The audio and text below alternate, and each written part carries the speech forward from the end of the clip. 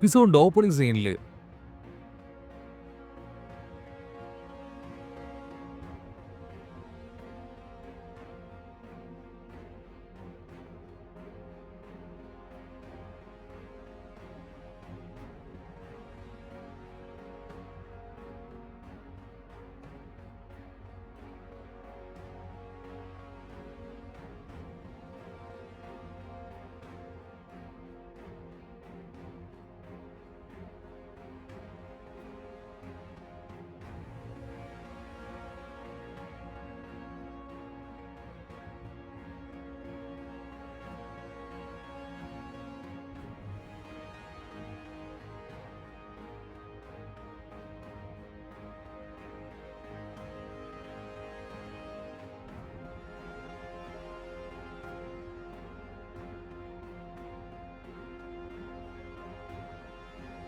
പക്ഷെ അവനാണെങ്കിൽ കൂടുതൽ കാര്യങ്ങൾ ചോദിക്കാനായിട്ട് സമയമില്ല. അവൻ ആ ജയന്റ് ഫാനിനെ കുറിച്ച് ആളോട് ചോദിക്കും. അതിന് ആമു പറയും ആ ഫാൻ ഇപ്പോൾ ഇവിടെ ഇല്ല, പക്ഷേ ഇത് ക്രിയേറ്റ് ചെയ്യാനുള്ള ഒരു ഇൻസ്ട്രക്ഷൻ മാനുവൽ അതിവിടെ ഉണ്ടെന്ന് പറയും. ഉടനെ ഗോക്കു ആണെങ്കിൽ ആമയെ തൂക്കിയെടുത്ത് അകത്തേക്ക് കൊണ്ടുപോകും.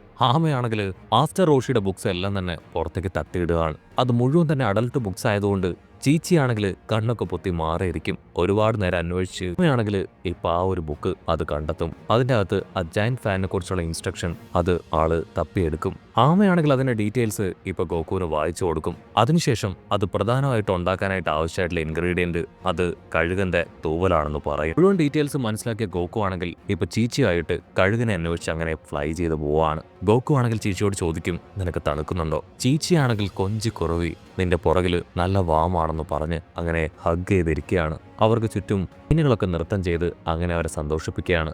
അവരാണെങ്കിൽ ഒരുപാട് നേരം സഞ്ചരിച്ച് ഇപ്പൊ വലിയൊരു ഗുഹയിലേക്ക് കഴുകനെ അന്വേഷിച്ച് കടന്നു വരും. ചിക്കാണെങ്കിൽ ആ ഒരു ഗുഹ കാണുമ്പോൾ അല്പം ഭയം തോന്നും. ഓനോ ഇത് ഭയങ്കര ഡാർക്കാണ്, സസ്പീഷ്യസ് ആയിട്ടുള്ള എന്തെങ്കിലും ഇതിനുള്ളിൽ കാണും. അല്പദൂരം അവർ മുൻപോട്ടേക്ക് പോകുമ്പോഴേക്കും ഒരു ആനിമലിന്റെ മുരൾച്ച അത് അവർ കേൾക്കുകയാണ്. അവരാണെങ്കിൽ ഭയന്ന് അങ്ങനെ അവിടെ ക്ലക്കായിട്ട് നിൽക്കും. ചീച്ചിയാണെങ്കിൽ പേടിച്ച് പുറകിലുള്ള ഒരു ചുമരിൽ ഇടിക്കുകയാണ്. അവളാണെങ്കിൽ ഭയന്ന് വരച്ച് നിൽക്കുന്ന അതേ സമയം ഇവിടെ ഗോക്കു അവളുടെ തൊട്ടു പിന്നിലായി ഒരു ജയന്റ് ലിസാർഡിനെ കാണുകയാണ്. ഗോക്കു ആണെങ്കിൽ അതിന്റെ അടുത്തേക്ക് വരും. ഐ എം സോറി, ഞങ്ങൾ നിന്റെ ഉറക്കം അത് നശിപ്പിച്ചു കളഞ്ഞു അല്ലേ, ഞങ്ങളോട് ക്ഷമിക്കണം. അത്യാവശ്യ കാര്യമായിട്ട് ബന്ധപ്പെട്ടാണ് ഞങ്ങൾ ഇവിടേക്ക് വന്നത്. എത്രയും വേഗം ഞങ്ങൾ ഇവിടുന്ന് തിരികെ പോകുന്നു പറഞ്ഞ് ഗോക്കു ആണെങ്കിൽ അതിന്റെ തലയിൽ തലോടും. അതാണെങ്കിൽ സമാധാനത്തിൽ പുറകിലേക്ക് പോകും. അപ്പൊ അവിടുന്ന് അങ്ങനെ സൂം ഔട്ട് ചെയ്ത ആ ഒരു വില്ലത്തി പെണ്ണും ഡോഗും അവർ രണ്ടുപേരും നമ്മുടെ ആൾക്കാരെ നോക്കുകയാണ്. ഓ നോ, അവരും ആ ബേർഡിനെ തേടി തന്നെയാണ് ഇവിടേക്ക് വന്നിട്ടുണ്ടാവുക. അത് പറയുന്ന അടുത്ത നിമിഷം ആ ലിസാർഡ് അത് അവരുടെ അടുത്തേക്ക് വരും. ഡോഗ് ആണെങ്കിൽ ഗോക്കു അതിനെ സമാധാനിപ്പിച്ചതുപോലെ സമാധാനിപ്പിക്കാൻ ശ്രമിക്കും. പക്ഷെ അത് ടെററായി അവനെ ആഞ്ഞു കടിക്കുകയാണ്. അതേസമയം ഇവിടെ ഗോക്കുവും ചീച്ചിപ്പെണ്ണും അവർ രണ്ടുപേരും ലാവയിൽ നിന്ന് വീഴു പോവാതെ പതിയെ നടന്നങ്ങനെ പോവും. അവരുടെ തൊട്ടു പിന്നാലെ ആ വില്ലത്തിപ്പെണ്ണും ഡോഗും അവരും ശബ്ദമൊന്നും ഉണ്ടാക്കാതെ പതിയെ നടന്നു വരികയാണ്. പക്ഷെ അടുത്ത നിമിഷം ഡോഗിന്റെ കാല് തന്നെ അവൻ താഴേക്ക് പോകും. അവനാണെങ്കിൽ വില്ലത്തിപ്പെണ്ണിന്റെ കാലിൽ പിടിച്ച് വലിക്കും. അവള് താഴേക്ക് വീഴും. പക്ഷെ അവിടെ അങ്ങനെ തൂങ്ങി കിടക്കുകയാണ്. അപ്പൊ ദൂരം മുൻപോട്ടേക്ക് നീങ്ങുമ്പോഴേക്കും ചീച്ചിയുടെ കൈവിട്ട് അവളും താഴേക്ക് പോവാണ്. ഗോക്കു ഓടി വന്ന് ചീച്ചിയെ വിളിക്കും. ചീച്ചി ഗോക്കുവിനോട് പറയും, കുഴപ്പമൊന്നുമില്ല, ഞാനിവിടെ സേഫാണ്, പക്ഷേ ഇവിടെ വലിയൊരു എഗ്ഗ് അതിലേക്ക് കാണാൻ പറ്റുന്നുണ്ട്. ഉടനെ ഗോക്കുവും താഴേക്ക് വന്ന് അവർ രണ്ടുപേരും ആ മുട്ടയുടെ അടുത്തേക്ക് വരും. അവരാണെങ്കിൽ ആ മുട്ടയെ ടച്ച് ചെയ്ത് നോക്കും. ഒരുപക്ഷെ നമ്മൾ അന്വേഷിച്ചു വന്ന ബേർഡിന്റെ എഗ്ഗായിരിക്കും ഇത്. അപ്പോഴായിരിക്കും അവർ ഞെട്ടിച്ചുകൊണ്ട് ഒരു ഏജ്ഡ് മാൻ ആളവിടേക്ക് കടന്നു വരിക. ആളാണെങ്കിൽ ദേഷ്യപ്പെട്ട് പറയും, അതെന്റെ എഗ്ഗാണ്, അതിൽ നിന്ന് മര്യാദയ്ക്ക് കൈയെടുക്കുക. ഇവിടെ ആ ഒരു വലിയ കൊട്ടാരം കാണിക്കും. അവിടെയാണെങ്കിൽ വീണ്ടും വീണ്ടും വലിയ വലിയ പൊട്ടിത്തെറികൾ ഉണ്ടായിക്കൊണ്ടേയിരിക്കുകയാണ്. ഓക്സ് കിങ്ങിനാണെങ്കിൽ എന്ത് ചെയ്യണമെന്ന് അറിയില്ല. ആളാണെങ്കിൽ ഉച്ചത്തിൽ ഗോക്കുവിനോട് രക്ഷപ്പെടുത്താൻ പറഞ്ഞ് നിലവിളിച്ച് കരഞ്ഞുകൊണ്ടേയിരിക്കും. അതേസമയം ഇവിടെ നമ്മുടെ ആൾക്കാരാണെങ്കിൽ ആ ഒരു എഗ്ഗിന്റെ അടുത്ത് നിൽക്കുകയാണ്. ആ അപ്പാപ്പനാണെങ്കിൽ എഗ്ഗിനെ കുറിച്ചുള്ള കാര്യങ്ങൾ ഡീറ്റെയിൽ ആയിട്ട് അവർക്ക് പറഞ്ഞു കൊടുക്കും. ഇത് മറ്റൊന്നും അല്ല, കഴുകന്റെ എഗ്ഗാണ്. അത് കേട്ട് അവർ രണ്ടുപേരും ഹാപ്പി ആയിട്ട് തുള്ളിച്ചാടും. അഹോ, ഈ കഴുകന്റെ ഫെദേഴ്സിന് വേണ്ടിയാണ് ഞങ്ങൾ ഇവിടേക്ക് വന്നത്. ഇതിന്റെ പാരന്റ്സ് അവറ്റകൾ അവിടെ. അതിന് അപ്പാപ്പൻ പറയും, 40 വർഷങ്ങൾക്ക് മുൻപ് അവറ്റകൾ വംശനാശം സംഭവിച്ച് ഇല്ലാതായി. ഇപ്പൊ ഈ ഒരു എഗ്ഗ് മാത്രമാണ് അവറ്റകളുടേതായിട്ട് ബാക്കിയുള്ളത്. അതിനുള്ളിൽ ഇപ്പോഴും ജീവനുണ്ട്. അതുകൊണ്ടാണ് അതിന്റെ ജീവൻ നഷ്ടപ്പെട്ടു പോവാതിരിക്കാൻ ഞാൻ ഈ ടെക്നോളജി ഒക്കെ ഉപയോഗിച്ച് അതിനിവിടെ സേഫാക്കി വെച്ചിരിക്കുന്നത്. ഞാൻ അതിന് സത്യത്തിൽ കാവലിരിക്കുകയാണ്. നമ്മുടെ ആൾക്കാർക്കാണെങ്കിൽ അത് കേൾക്കുമ്പോൾ ഒരുപാട് വിഷമം തോന്നും. ആണെങ്കിൽ പ്രതീക്ഷയോട് കൂടെ ഈ എഗ്ഗ് അതെപ്പോഴാണ് വിരിയുക ചോദിക്കും. അതിനാള് പറയും, എനിക്കറിയില്ല, അതെപ്പോ വിരിയുമെന്നോ കുഞ്ഞ് പുറത്തു വരുമെന്നോ ഒന്നും എനിക്കറിയില്ല.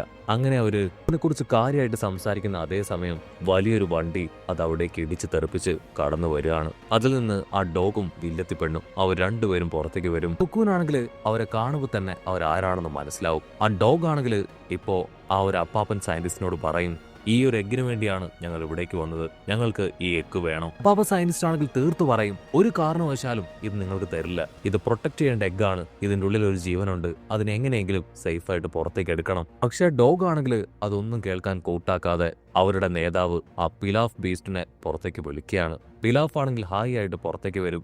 ഗോക്കു ആണെങ്കിൽ നോ, ഇവൻ വീണ്ടും ഇവിടേക്ക് വന്നോ ചോദിക്കും. പിലാഫ് ആണെങ്കിൽ ഇപ്പൊ എഗ്ഗിനെ ഹഗ് ചെയ്യും. ഓ നോ, ഞാൻ ഈ എഗ്ഗിന് വേണ്ടിയാണ് ഒരുപാട് കാലമായിട്ട് അലഞ്ഞു നടന്നത്. ഇത് വിൽക്കുകയാണെങ്കിൽ എനിക്ക് ഒരുപാട് പണം കിട്ടും, അതുപയോഗിച്ച് ഞങ്ങൾക്ക് ഒരുപാട് കാര്യങ്ങൾ ചെയ്യാനായിട്ട് കഴിയും. സോ ഞങ്ങൾക്ക് ഈ എഗ്ഗ് അത് വിട്ടുതരണം. അപ്പാപ്പൻ സയന്റിസ്റ്റും ഗോക്കുവും ചീച്ചിപ്പെണ്ണും അവർ മൂന്നുപേരും തീർത്തു പറയും, ഒരു കാരണവശാലും നിങ്ങൾക്ക് ഈ എഗ്ഗ് ഞങ്ങൾ വിട്ടു തരില്ല.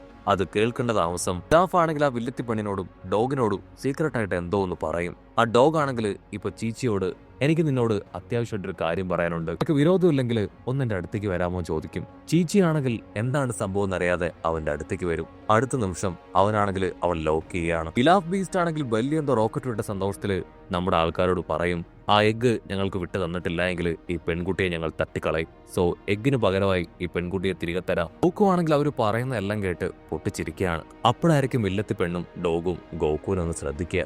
അതിനുശേഷം നമ്മൾ ഇവനെ എവിടെയോ കണ്ടിട്ടുണ്ടെന്ന് പറഞ്ഞ് അവരാണെങ്കിൽ ചീച്ചിയോട് ഗോക്കുവിന്റെ പേര് ചോദിക്കും. അതിനവള് പറയും, അതാണ് ഗോക്കു. അത് കേട്ട് അവർ രണ്ടുപേരും ഞെട്ടുകയാണ്. ചീച്ചി പെണ്ണാണെങ്കിൽ വമ്പൻ ആക്ഷനൊക്കെ ഇട്ട് അവർ രണ്ടുപേരെയും തല്ലി ഓരോ മൂലക്കേക്ക് തെറിപ്പിച്ചു കളയും. ശബ്ദം കേട്ട് ഇപ്പോ ആ ഒരു പിലാഫ് ബീസ്റ്റ് അവൻ തിരിഞ്ഞു നോക്കും. ഗോക്കു ആണെങ്കിൽ വമ്പൻ പോസ്റ്റൊക്കെ കൊടുത്ത് അവനെ അറ്റാക്ക് ചെയ്യാൻ തയ്യാറായി കഴിഞ്ഞു. പിലാഫിന് മനസ്സിലാവും അത് അവന്റെ ആജന്മ ശത്രു ഗോക്കു ആണെന്ന്. അവൻ ഉച്ചത്തിൽ നിലവിളിച്ച് അവിടുന്ന് ദൂരേക്ക് ഓടും. ഗോക്കു ആണെങ്കിൽ അവന്റെ വണ്ടി അതങ്ങനെ ചവിട്ടി തെറിപ്പിച്ച് തകർത്ത് കളയുകയാണ്. അവരാണെങ്കിൽ വീണ്ടും ആ മുട്ടയിലേക്ക് നോക്കും. അടുത്ത നിമിഷം ആ പാറയുടെ വിവിധ ഭാഗങ്ങൾ തകരാനായിട്ട് തുടങ്ങും. എല്ലാവരും ഞെട്ടിച്ചുകൊണ്ട് ഇപ്പൊ ആ ഒരു മുട്ടയുടെ പക്ഷി കഴുകാൻ അത് പുറത്തേക്ക് വരികയാണ്. അത് വംശനാശം സംഭവിച്ച് നശിച്ചു പോയെന്നാണ് എല്ലാവരും കരുതിയിരുന്നത്. ആ ഒരു ബേർഡ് പുറത്തേക്ക് വന്ന് ഇപ്പൊ ആ ഒരു മുട്ട അത് പൊട്ടിക്കുകയാണ്. അതിൽ നിന്ന് ഒരു കുഞ്ഞി കഴുകൻ പുറത്തേക്ക് വരും. ഉടനെ ആ വലിയ കഴുകൻ ആ കുഞ്ഞി കഴുകനുമായിട്ട് മുകളിലേക്ക് പോകും. ഗോക്കു ആണെങ്കിൽ ചീച്ചി പെണ്ണിനെയും ആ ഒരു അപ്പാപ്പനെയും ചേർത്ത് പിടിച്ച് നിൽക്കുന്നത് അപകടമാണ്, എത്രയും വേഗം നമുക്കും പുറത്തേക്ക് പോകണമെന്ന് പറഞ്ഞ് ഇപ്പൊ പുറത്തേക്ക് പോകാനുള്ള ശ്രമങ്ങൾ ആരംഭിക്കും. നമ്മുടെ ആൾക്കാരാണെങ്കിൽ പുറത്തേക്ക് വന്ന് നോക്കും. ആ ബേർഡും അതിന്റെ കുഞ്ഞും ദൂരത്തേക്ക് പറന്നു പോവാണ്. അവർക്ക് ആവശ്യമായിട്ടുള്ള ഫെതേഴ്സ് അത് കിട്ടിയിട്ടില്ല. അവരാണെങ്കിൽ ഇതിന്റെ പിന്നാലെ പോകാനായിട്ട് ശ്രമിക്കുന്ന അതേസമയം ഇപ്പോ അതിന്റെ തോലുകൾ താഴേക്ക് വീഴുകയാണ്. ചീച്ചിയും ഗോക്കുവും അവർ രണ്ടുപേരും ഹാപ്പിയായി അതെടുക്കാൻ ശ്രമിക്കും. പക്ഷേ ഫെതേഴ്സ് അങ്ങനെ ഇൻവിസിബിൾ ആയി പോവാണ്. ആ അപ്പാപ്പനാണെങ്കിൽ അവരോട് ചോദിക്കും, സത്യത്തിൽ നിങ്ങൾ എന്താണ് ശ്രമിക്കുന്നത്? അതിന് ഗോക്കു പറയും, ഞങ്ങൾക്ക് ആ ഒരു ജയന്റ് ഫാൻ ക്രിയേറ്റ് ചെയ്യണം, അതിന് ഈ ബേർഡിന്റെ ഫെതേഴ്സ് ആവശ്യമാണ്. കട്ട് ചെയ്ത ഇവിടെ കാമേ ഹൗസ് കാണിക്കും. അവിടെ മാസ്റ്റർ റോഷി ആണെങ്കിൽ ആ അമ്മയോട് ദേഷ്യപ്പെടുകയാണ്. ഓ നോ, ഞാൻ ഈ ബുക്ക് ഗേൾസിനെ ഇംപ്രസ് ചെയ്യാനായിട്ട് മാത്രം എഴുതിയ ഒന്നാണ്.